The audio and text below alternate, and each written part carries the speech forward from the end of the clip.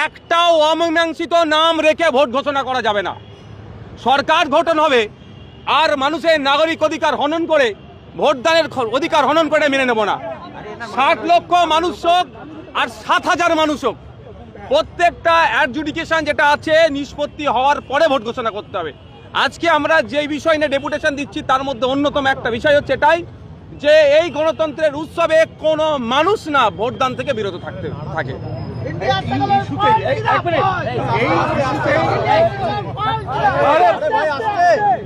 এই ইস্যুতেই আগামীকাল থেকে রাজ্যের মুখ্যমন্ত্রী মমতা বন্দ্যোপাধ্যায়, যেখানে তিনি ঐতিহাসিক ধর্ণা কর্মসূচি নিয়েছিলেন মেট্রো চ্যানেল, সেখানে তিনি বসছেন। সম্ভবত কালকের পরও বেশ কয়েকদিন বসবেন। তিনি ওখানে ধর্ণায় বসেছিলেন রাজীব কুমার সাহেবকে বাঁচানোর জন্য সেন্ট্রাল এজেন্সির হাত থেকে। আর সেই রাজীব কুমার সাহেব আজকেই রাজ্যসভার এমপি মনোনীত হওয়ার জন্য উনি ফর্ম জমা করলেন অ্যাসেম্বলিতে। থেকে বোঝা যাচ্ছে তিনি রাজনৈতিক স্বার্থ চরিতার্থের জন্য বসেছিলেন। তো Mamata Banerjee as a chief minister তার ধর্ণায় বসার প্রয়োজন নয়। State of West Bengal supreme কোর্টে কি ইসিআর বিরুদ্ধে মামলা করেছে এটা আমি জানতে চাই। আমরা চাই অ্যাজ চিফ মিনিস্টার তার যেটা আসল রোল সেটা পালন করুক। তৃণমূল কংগ্রেস ধর্ণায় বসুক, সেটা আমার কোনো ব্যাপার নয়। কিন্তু মুখ্যমন্ত্রী হিসাবে প্রথম তার কাজ হচ্ছে রাজ্যের তিনি অভিভাবিকা। এই 60 লক্ষ ভোটাররা এখন আতঙ্কে আছে। আতঙ্ক মুক্তর জন্য state of West Bengal versus election commission of India একটা মামলা আমরা দেখতে চেয়েছিলাম।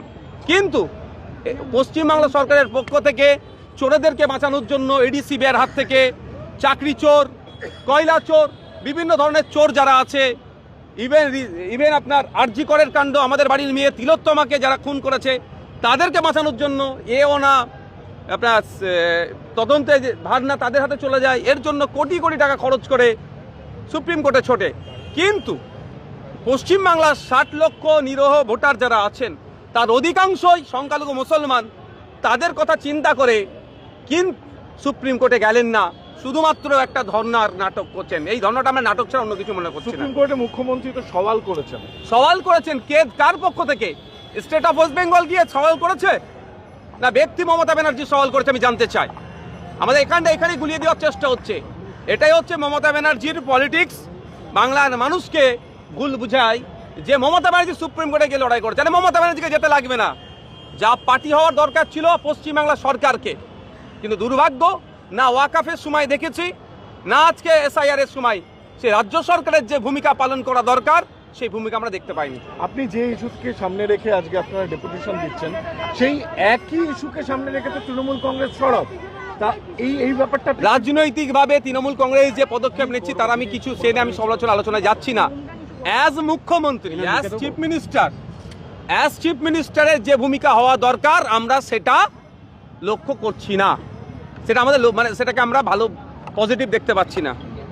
ঠিক আছে, শুধু কি আপনারা সিইও অফিস যাবেন নাকি অবস্থানে ওখানে বসে? দেখুন, আজকে আমাদের যে প্রোগ্রাম আছে আমরা করব। শুধু এতটুকু বলে যাচ্ছি, একটা বৈধ ভোটারের নাম বাদ যাবে না। আমরা সেই গণনা ফর্ম বিলি করা পর্ব থেকে শুরু করে গণনা ফর্ম সাবমিট করা থেকে লজিক্যাল ডিসক্রিপেন্সি অবধি আমরা ইলেকশন কমিশনকে প্রতিটা কাজের জায়গায় স্বচ্ছ ভোটার লিস্ট তৈরির জন্য সহযোগিতা করেছি। কিন্তু স্বচ্ছ ভোটার লিস্ট তৈরির নামে বিচারপতির নাম অ্যাডজুডিকেশনে চলে আসবে, এটা মানব না। স্বচ্ছ ভোটার লিস্ট তৈরির নামে 104 বছর বয়স, স্বাধীন ভারতে প্রথম ভোট যখন শুরু হয়েছিল সেই ভোটে যিনি অংশগ্রহণ করেছেন শেখ ইব্রাহিম, জামালপুরে বাড়ি বর্ধমানের, তার নাম অ্যাডজুডিকেশনে আসবে, এটা আমরা মানব না। ভোট হবে না তাহলে?